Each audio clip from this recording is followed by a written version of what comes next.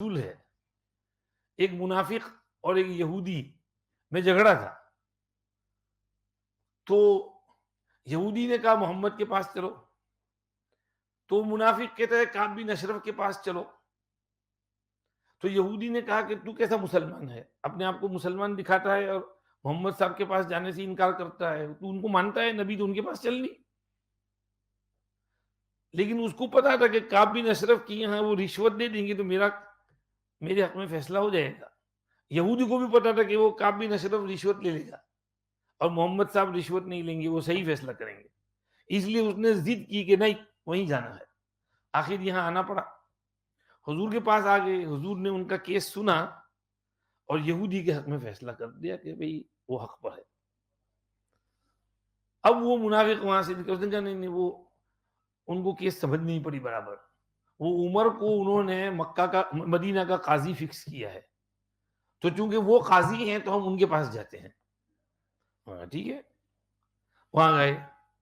اب وہ حضرت عمر نے کہا کیا ہے کہ یہ کیس ہے.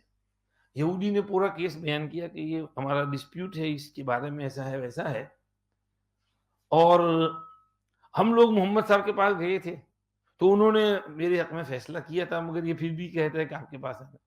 تو اس کو پوچھا وہاں جا کر آئے ہیں؟ وہاں فیصلہ ہو گیا تمہارے حق میں؟ اچھا ٹھیک. اندر گئے، تلوار لے کے وہ بھاگا، مارا، قتل ہی کر دیا اس کو. جو ان کے فیصلے پر راضی نہ ہو اس کی یہی سزا ہے. وہاں سے فیصلہ ہو گیا تو میرے پاس آیا کیوں؟ تیری ہمت کیسے ہوئی میرے پاس آنے کی؟